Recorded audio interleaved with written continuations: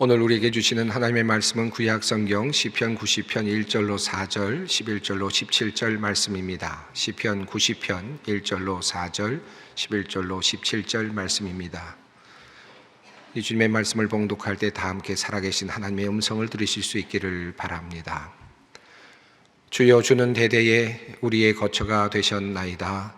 산이 생기기 전 땅과 세계도 주께서 조성하시기 전 곧 영원부터 영원까지 주는 하나님이시니이다. 주께서 사람을 뒤끌로 돌아가게 하시고 말씀하시기를 너희 인생들은 돌아가라 하셨사오니 주의 목전에는 천년이 지나간 어제 같으며 밤의 한순간 같을 뿐임이니이다. 누가 주의 노여움의 능력을 알며 누가 주의 진노의 두려움을 알리이까. 우리에게 우리날 계수함을 가르치사 지혜로운 마음을 얻게 하소서. 여호와여, 돌아오소서. 언제까지니까. 주의 종들을 불쌍히 여기소서. 아침에 주의 인자하심이 우리를 만족하게 하사 우리를 일생 동안 즐겁고 기쁘게 하소서. 우리를 괴롭게 하신 날수대로와 우리가 화를 당한 연수대로 우리를 기쁘게 하소서. 주께서 행하신 일을 주의 종들에게 나타내시며 주의 영광을 그들의 자손에게 나타내소서. 주 우리 하나님의 은총을 우리에게 내리게 하사 우리의 손이 행한 일을 우리에게 견고하게 하소서. 우리의 손이 행한 일을 견고하게 하소서. 아멘. 얼마 전 일어났던 이태원의 압사 사고로 인하여서 우리 소망교회도 아주 귀중한 한 분의 성도님을 잃었습니다. 성모병원의 장례식장에 들어갈 때 저의 마음이 발걸음이 너무나 무거웠습니다. 들어가서 무슨 말을 해야 할까? 어떤 말로 위로할 수 있을까? 어떤 말로 기도해야 할까? 생각할수록 할 말이 생각이 나지 않았습니다. 젊은 아내가 그 영정 앞에 있고 그 밑에 아이들이 10살, 7살 아이들이 철모르듯 그렇게 엄마 품에 안겨 있는데 그것을 보는 사람들의 마음이 미어졌습니다. 왜 하나님은 이런 일을 허용하셨을까? 기도할 생각도 나지 않고 도리어 하나님을 향하여 뾰족한 마음이 도드라졌습니다. 어떻게 기도했는지 모르겠습니다. 어떻게 위로했는지도 모르겠습니다. 그냥 그렇게 만나고 함께 손을 잡고 나왔습니다. 아마도 156명의 그 희생자들의 장례식이 다 비슷했겠다라는 생각이 듭니다. 하루아침에 남편을 잃고 그리고 자녀를 잃고 사랑하는 형제, 자매를 잃고 울고 있을 그 사람들을 생각하면 정말 우리가 무슨 말을 할 수 있을까? 어떻게 기도할 수 있을까? 그런 생각을 했습니다. 아마 여러분도 같은 마음으로 한 주간을 보내셨을 것이라 생각합니다. 종종 목회를 하면서 성도님들 중에 참으로 힘든 일을 당할 때, 이해할 수 없는 일을 만날 때 저에게 물을 때가 있습니다. 왜 하나님께서는 저에게 이런 일을 일으키셨습니까? 왜 우리 집안을 이렇게 힘들게 하실까요? 라고 물을 때마다 정말 적절한 대답을 찾을 수가 없어서 정말 침묵으로 그저 눈물을 같이 흘리며 기도할 때가 많이 있었습니다.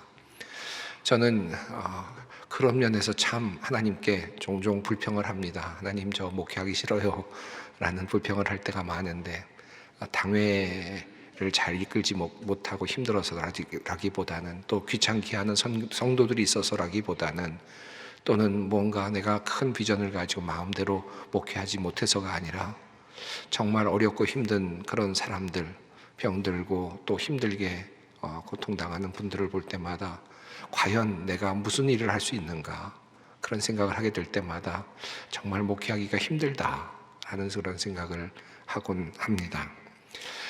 하나님께서 너에게 무엇을 줄까? 소망교회 맡았으니 마치 솔로몬에게 묻듯이 너에게 무엇을 주면 좋겠느냐라고 묻는다면 저는 아마 서슴없이 치유의 은사를 주십시오, 위로의 은사를 주십시오 라고 그렇게 요구할 것 같습니다. 너무나도 치유받아야 될 사람들이 많고 또 위로받아야 될 사람들이 너무나 많아서 그런 분들을 조금이라도 찾아가고 싶습니다. 저는 아마 하나님께 그렇게 요청할 것 같습니다. 설교를 잘하면 좋지요. 명설교가가 되는 것도 꿈이겠지만 저는 그것보다는 우선순위를 치유의 은사에 두고 싶은 마음이 많습니다. 아마 비전을 가지고 교회를 이끄는 것도 참 좋겠죠. 그러나 그것보다는 어려운 이웃들이 저 눈에 더 많이 밟혀서 그분들 먼저 돌보고 싶은 마음이 앞서곤 합니다. 제가 설교를 좀 잘 못하게 되면 목사님이 기도를 안 해서 그러는구나 생각을 하시고 저를 위해서 대신 기도를 해주시면 좋겠습니다. 우리 성도님들께서 이태원 사고와 관련해서 어떤 마음을 갖고 계실까, 또 신앙적으로 이 문제를 어떻게 해석하고 계실까 하는 그런 생각이 들었습니다. 나의 가족은 그곳에 있지 않아서 다행이었다, 감사하다라고 말씀하실까? 아니면 그곳에 갔던 사람들은 잘못된 곳에 있었기 때문에 죄를 받은 것이다 라고 그렇게 생각하실까? 아니면 이제 이런 모습을 보면서 나도 이제부터 다시 각성해야 되겠구나 라고 생각하고 열심히 신앙생활을 해야 되겠다 라고 그렇게 결심을 하셨을까? 사실 지금 말씀드린 모든 것들은 조금만 생각해 보면 이 문제에 대한 정답이 아니다라는 사실을 쉽게 알 수 있습니다. 오늘 나의 가족, 내가 비록 피해를 받지는 않았지만 언젠가 나에게 그런 일이 올 수도 있기 때문이죠. 당연히 올 수 있는 것이, 그런 가능성이 열려 있는 것이 우리의 삶이기 때문입니다. 또 희생된 사람들이 무언가 잘못하지 않았을까 생각하였다면 우리 주님은 실로 한망대가 무너져서 18명이 죽었던 사건을 상기시키시면서 그곳에 희생된 사람들이 너희보다 죄가 더 많아서일까 보냐 라고 말씀하셨던 그 말씀을 마음속에 깊이 새겨볼 필요가 있습니다. 사건을 당하고 어려운 일을 당하는 사람들이 죄가 많아서가 아니라 하나님께서 우리에게 주시는 표징이다라고 하는 말씀이셨습니다.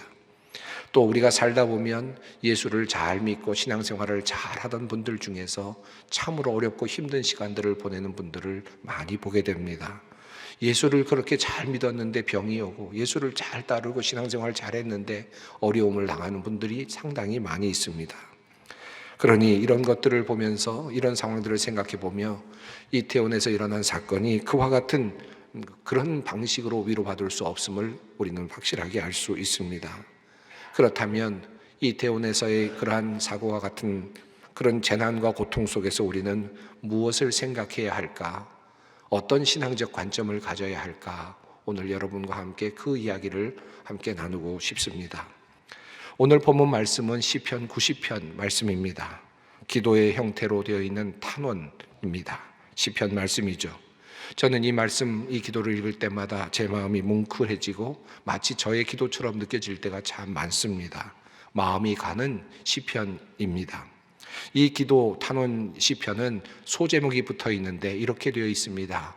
하나님의 사람 모세의 기도라는 소제목이 붙어 있고, 또 그 위에 또 다른 소제목이 붙어 있는데 덧없는 인생의 피난처이신 주라는 제목이 붙어 있습니다.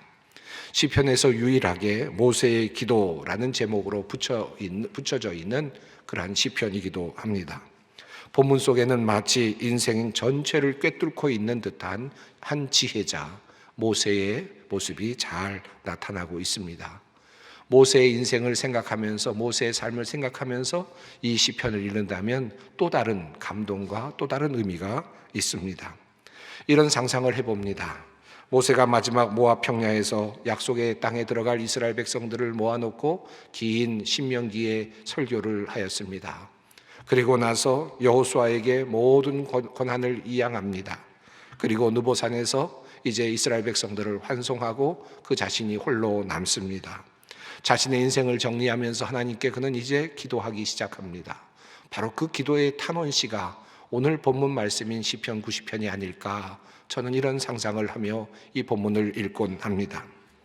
자신의 살아온 삶을 되돌아보면서 그는 웅장한 표현으로 또는 우주적인 표현을 가지고 하나님의 이름을 찬양하기 시작합니다. 모세는 이렇게 기도합니다. 주여, 주는 대대에 우리의 거처가 되셨나이다.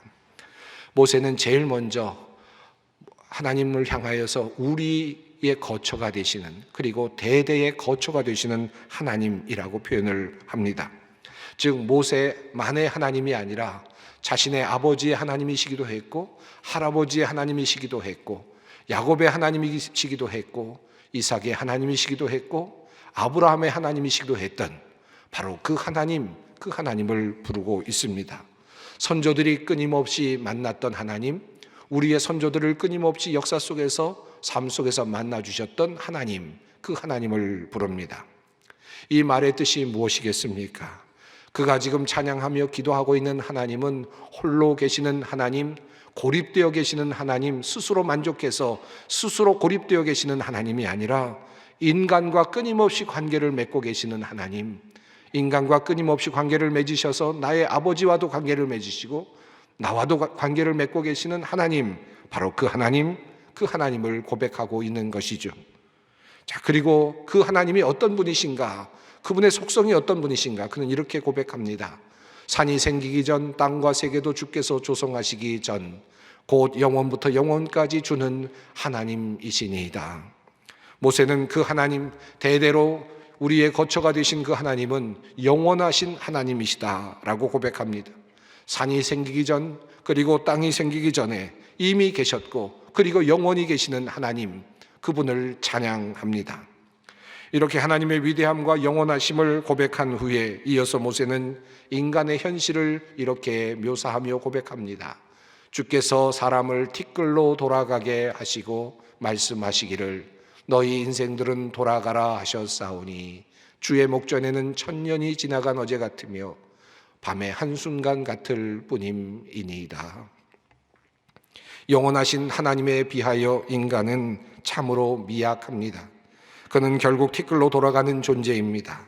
이것이 영원하신 하나님 앞에서 모세가 고백하고 있는 인간의 현 주소였습니다. 티끌로라고 하는 말씀에 성경 각주가 달려 있습니다. 그리고 이 말을 다른 말로 이렇게 표현되어 있습니다.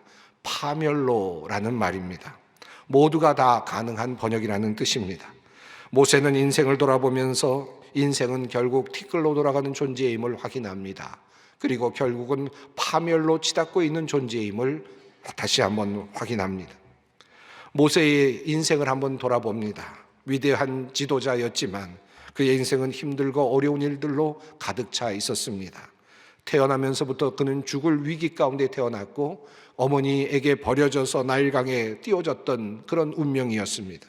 다행히 왕궁에 들어가서 40여 년은 잠시 잘 사는 듯 하였지만 결국 살인을 하였고 미디안 광야로 도망가 40년을 홀로 지내야만 했습니다. 그리고 하나님의 부르심을 받고 다시 애굽으로 돌아갔을 때 그는 바로와 싸우는 운명에 처해졌고, 그리고 또 이스라엘 백성들을 이끌고 광야로 나왔을 때에는 모든 다양한 민족들과 싸움을 싸워야 하는 고난 속에 있었고, 더불어 그 안에서 자신의 백성들, 이스라엘 백성들이 반역하며 불평하며 그렇게 자신을 향하여 도전하는 그와 같은 그런 시간들을 보내며 견뎌내야만 했었습니다. 그동안에 고라 자손의 반역이 있었고 아론이 만든 금송아지로 인해 수많은 사람들이 죽어나가는 것들도 보았습니다. 아말렉과의 전쟁과 같은 수많은 전쟁으로 수많은 백성들을 잃어야만 하기도 했습니다. 광야에서 독사에 물려서 많은 사람들이 죽어가는 모습도 보아야만 했습니다. 성경에 나오지는 않지만 아마도 수많은 사건들과 사고들이 있었을 것입니다.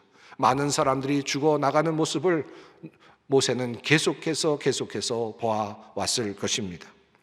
성경에 모세와 함께 나왔던 이스라엘 백성들, 애굽에서 나왔던 백성들 중에서 여호수아와 갈렙만이 가나안 땅에 들어갔다고 하지 않습니까? 그렇다면 함께 나왔던 60여 명의 그 장정들과 수많은 아이들, 사람들, 이 모든 사람들은 어린이를 제외하고 모든 사람들은 과연 어떻게 되었다는 말입니까? 모두 다 광야에서 죽었다는 말일 것입니다. 그렇게 모세는 사람들을 장사 지내고 또 장사 지내면서 사람의 의미 또한 죽음의 의미를 보았을 것입니다. 모세는 오늘 본문 앞에서 인간이 겪는 구체적인 문제들을 하나씩 거명하지는 않습니다.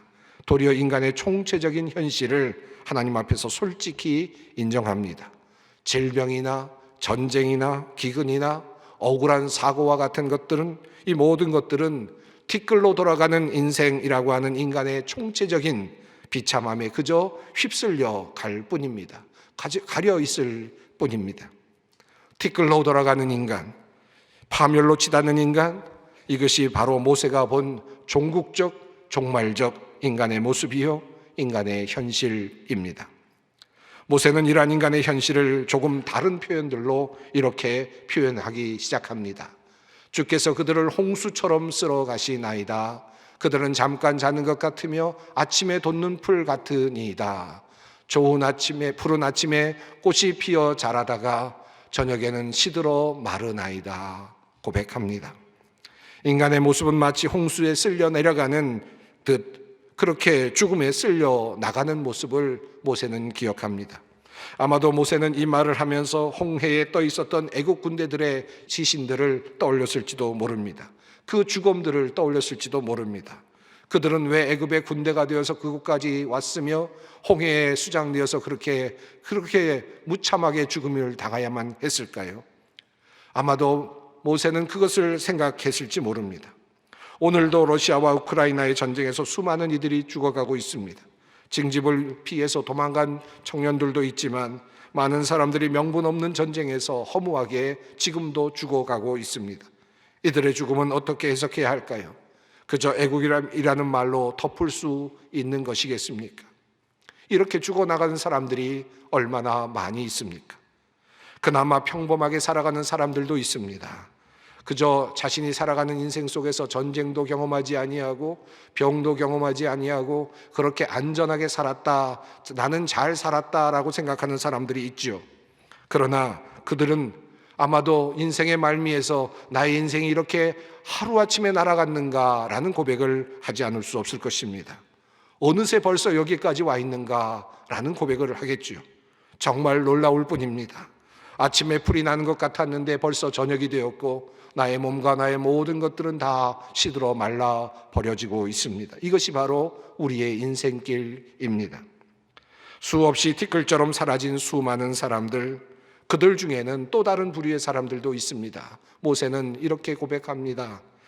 우리는 주의 노예에 소멸되며 주의 분내심에 놀라나이다. 주께서 우리의 죄악을 주의 앞에 놓으시며 우리의 은밀한 죄를 주의 얼굴빛 가운데에 두셨사오니 우리의 모든 날이 주의 분노 중에 지나가며 우리의 평생이 순식간에 다하였나이다. 금송아지를 만들고 그 앞에서 춤추던 이스라엘 백성들이 하나님의 분노로, 하나님의 진노로 그만 죽임을 당했습니다. 고라의 자손들도 모세의 권위에 도전하다가 땅이 갈라져 그의 모든 가족과 재산들이 땅에 삼키어지는 그와 같은 벌을 받게 되었습니다. 때로는 하나님의 심판과 진노로 인하여 죽음이 도래할 때도 있었습니다. 하나님은 진노 가운데 사람들을 때로는 죽음으로 몰아가시기도 하셨습니다. 하지만 또 다른 부류의 죽음도 모세는 기억합니다. 오늘 본문 속에는 잘 나타나지 않지만 당연히 그가 기억했을 죽음이었을 것입니다. 아말렉과의 전쟁에서 희생된 이들이 바로 그러한 사람들입니다. 아말렉 군대는 이스라엘과 전쟁을 벌일 때에 백성들의 후미를 쳐서 어린아이들과 연약한 자들을 수없이 죽였습니다. 참으로 비겁한 행동이었습니다. 아말렉 공격으로 연약한 자들이 희생되었을 때 모세의 마음은 어떠했을까를 생각해 봅니다. 왜 죄도 없는 어린아이들이 이곳에서 희생되어야 하는가?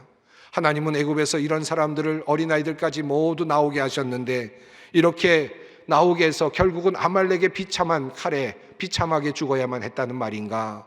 라는 생각을 했을지도 모릅니다. 하나님은 도대체 무엇을 하셨는가? 라는 생각이 들었을지도 모릅니다. 안타까운 마음으로 장례식을 거행하였겠지요. 그런데 이러한 아말렉의 공격에 대하여 사실은 하나님도 진노하셨음을 성경은 숨기지 않습니다. 아말렉의 비겁한 전투는 하나님께서 허용하신 것도 아니었고 하나님의 뜻도 아니었음이 분명해집니다. 인간의 삶에서 일어나는 패역한 사건이었을 뿐이었습니다. 그래서 이 일로 하나님께서는 아말렉과 같은 종족은 절대로 이 땅에 남겨두지 말라고 이스라엘 백성들에게 신신당부하시는 모습을 보게 됩니다. 너희는 애굽에서 나오는 길에 아말렉이 내게 행한 일을 기억하라. 곧 그들이 너를 길에서 만나 내가 피곤할 때에 내 뒤에 떨어진 약한 자들을 쳤고 하나님을 두려워하지 아니하였느니라. 그러므로 너는 천하에서 아말렉에 대한 기억을 지워버리라. 너는 잊지 말지니라. 억울하게 죽어간 생명들을 하나님께서도 애통해 하시면서 이 사실을 잊지 말아라. 너희는 절대로 잊지 말고 이것을 되갚아 주어라 라고 그렇게 명령하고 계시는 것입니다. 얼마나 안타까우시면 하나님께서도 아말렉을 기억하고 용서하지 말라고 하셨겠습니까? 연약한 자들이 힘없이 희생되는 이런 사건이 일어날 때마다, 이태원에서의 사건과 같은 이런 일들이 일어날 때마다 하나님께서는 얼마나 마음이 아프실까라는 생각을 또다시 해보게 됩니다. 이렇듯 모세는 자신의 인생 속에서 다양한 모습으로 소멸되어가는 인간의 모습을 보았습니다. 때로는 하나님의 진노와 분내심에 소멸되어가는 사람도 있었고, 또 자신의 삶 속에서 홍수처럼 떠밀려 내려가 죽음을 맞이하는 사람도 보았고, 그리고 나름대로는 열심히 잘 사는 것 같지만 결국은 말라 비틀어져 세상을 떠나는 존재도, 풀과 같은 존재도 보았고, 또한 안타깝게 자신의 생명을 다 유지하지 못한 채 억울하게 죽어가는 사람들의 모습도 보았습니다. 이러한 모든 것들을 종합하여서 모세는 결국 이 결론에 도달합니다. 우리의 연수가 70이요 강건하면 80이라도 그 연수의 자랑은 수고와 슬픔뿐이요 신속히 가니 우리가 날아가나이다. 이러한 인간사를 하나님 앞에서 솔직히 고백하는 모세는 이제 주님 앞에 이 상황 속에 있는 인간, 그 인간의 모습을 붙잡고 이제 하나님께 단언합니다. 우리에게 우리 날 계수함을 가르치사 지혜로운 마음을 얻게 하소서. 처음으로 모세가 하나님께 구하는 내용입니다. 우리의 날을 계수할 수 있도록 해 주십시오. 이 말의 뜻이 무엇입니까? 내가 언제 죽는지 알려주십시오. 내가 언제 죽는지 알 수 있도록 점괘를 주십시오 라는 뜻이겠습니까?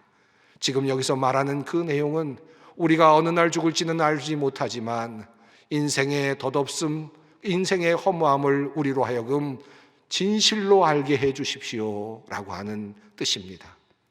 인생이 얼마나 허무한 것인지를 진실로 깨닫게 해 주십시오. 이것은 내가 스스로 깨달을 수 없는 것이기에 하나님께 간청하며 깨달을 수 있는 힘을 달라고 요청하고 있는 것입니다. 인생은 티끌과 같습니다. 결국은 티끌로 돌아가는 존재입니다. 이것을 알 수 있도록 해달라는 요청입니다. 그리고 이어서 그는 지혜로운 마음을 달라라고 그렇게 요청합니다. 이 지혜는 어떤 것이겠습니까? 인간이 얼마나 무력한 존재인지 그것을 아는 것이죠. 얼마나 짧은 인생을 살아가고 있는 존재인지, 무기력한 존재인지를 알 수 있게 해달라라고 하는 것이겠죠. 그러나 세상의 지혜는 거기까지 머물지도 모릅니다. 그리고 아마 나름대로 대책을 세우려 할지도 모르겠습니다. 그러나 여기서 지금 모세가 기도하고 있는 이 지혜의 내용 속에는 한 가지 사실이 덧입혀지고 있습니다. 인간이 얼마나 나약한 존재인지를 알게 해달라는 이 지혜와 더불어 바로 하나님 앞에서 하나님을 붙잡을 수 있도록 해달라, 하나님 안에서 새로운 소망을 얻게 해달라고 하는, 얻을 수 있는 그 지혜, 아무것도 보이지 않는 칠흑 같은 그 절망 속에서 희망을 발견할 수 있는 소망의 지혜를 달라라고 하는 기도이기도 합니다. 인간의 허무만을 깨닫는 것이 아니라 허무하고 티끌과 같은 존재인 인간, 그런데 그와 함께 계시는 영원하신 하나님, 인간에게 관심을 가지시고 대대로 함께 하시는 하나님을 함께 보고 깨달을 수 있게 해달라라고 하는 것입니다. 이것이 바로 모세가 주님 앞에 간구하는 바로 지혜입니다. 그래서 지혜를 구하는 이 시점부터 모세의 기도는 분위기가 달라집니다. 하나님과 함께 이 문제를 해결하기 원하기 때문입니다. 그는 인간의 처절한 현실 앞에서 하나님께 부르짖습니다. 여호와여 돌아오소서, 언제까지니까 주의 종들을 불쌍히 여기소서. 하나님을 향하여 부르는 것, 부르짖는 것, 절망 속에 있는 인간이 할 수 있는 첫 번째 그리고 유일한 것입니다. 영원하신 하나님이 멀리 계시지 않고 우리와 함께 계시고 대대로 우리의 거처가 되시기에 그 영원하신 하나님께 우리가 간절히 구할 수 있습니다. 그 구하는 것은 한 가지, 우리를 불쌍히 여기소서, 우리를 돌아보소서, 우리에게 돌아오소서라고 하는 고백이죠. 그리고 모든 것을 평탄케 하시고 바르게 하실 주님께 우리의 인생을 맡깁니다. 아침에 주의 인자하심이 우리를 만족하게 하사 우리를 일생 동안 즐겁고 기쁘게 하소서. 우리를 괴롭게 하신 날수대로와 우리가 화를 당한 연수대로 우리를 기쁘게 하소서. 주께서 행하신 일을 주의 종들에게 나타내시며 주의 영광을 그들의 자손에게 나타내소서. 사랑하는 성도 여러분, 가장 지혜로운 일이 무엇이겠습니까? 인간의 현실, 결국은 티끌로 돌아가는 인간의 현실을 인정하고 영원하신 하나님의 현존 앞에서 하루하루를 기쁨으로 살아가는 것, 그것이 진정한 지혜입니다. 세상 사람들도 이러한 현실을 바라보면서 비관적으로 말하면서 하루하루를 즐겁게 살자라고 그렇게 이야기합니다. 쾌락주의가 될 수도 있습니다. 비슷해 보이지만 기독교가 말하고 있는 그 핵심은 완전히 다른 것입니다. 인생이 절망적이기에 우리는 영원하신 하나님을 붙잡습니다. 그리고 주님께서 내려주시는 그 은혜로 하루하루를 즐겁게 사는 것입니다. 주님의 현존 앞에서 하루하루를 알차게 살아내는 것입니다. 언제 우리가 불려갈지 모르지만 하나님과 함께하는 기쁨 속에서 하루하루를 살아내는 것입니다. 억울한 일도 있죠. 고통스러운 날도 있습니다. 억울하게 고통스럽게 죽을 수도 있습니다. 하지만 이후의 모든 것들은 하나님께 맡기는 것입니다. 이 세상이 아니면 저 세상에서라도 하나님께서는 모든 것을 공평하게 처리하실 것을 믿기 때문입니다. 내가 이루지 못한 것들은 하나님께서 우리의 자식들에게 또한 이루어 주실 것이고 대대로 갚아 주실 것을 믿기 때문입니다. 이것이 바로 지혜입니다. 그리고 마지막으로 모세는 이렇게 기도합니다. 주 우리 하나님의 은총을 우리에게 내리게 하사 우리의 손이 행한 일을 우리에게 견고하게 하소서. 우리의 손이 행한 일을 견고하게 하소서. 그저 풀과 같은 존재가 만드는 일이 얼마나 견고하겠습니까? 그저 티끌로 돌아가는 인생이 하는 일이 얼마나 견고하겠습니까? 그러나 그 인생이 한 일이라 할지라도 하나님의 손이 함께 하시면 그 일은 견고한 일이 될 것입니다. 그것을 주님께 기도하는 것입니다. 비록 내가 티끌로 살다가 티끌로 돌아가지만 내가 이 땅에서 하는 모든 일들이 주님의 능력으로 견고하게 해 주십시오. 짧은 인생 살아가지만 주님의 능력으로, 주님의 힘으로 나의 인생이 견고한 인생이 되게 해 주십시오. 고백하는 것입니다. 오늘 본문에서 하나님의 은총을 우리에게 내리사라는 표현이 있는데 이 표현을 다른 번역으로는 아름다움이라는 표현으로 바꿀 수 있습니다. 노함이라고 하는 이 단어는 두 가지 또는 다른 여러 가지 뜻이 있습니다. 은혜라는 뜻도 있고 아름다움이라는 뜻도 있습니다. 그래서 킹 제임스 버전은 이 부분을 뷰티라는 말로 바꾸어서 번역하고 있습니다. 즉 다시 말하면 무슨 뜻입니까? 반전의 미, 죽을 것을 살리는 생명의 미, 모자란 것을 하나님의 창조의 아름다움으로 완전하게 아름답게 만드시는 하나님의 섭리, 그것을 믿는 것입니다. 내가 어떤 모습으로 세상을 떠나든지, 내가 어떤 모습으로 세상을 살다가 가든지 하나님께서 모든 것들을 결국은 아름답게 하실 것이다. 이것을 믿음으로 고백하며 살아가는 것입니다. 이해되지 않는 일들이 참 많습니다. 그러나 주님을 우리는 믿습니다.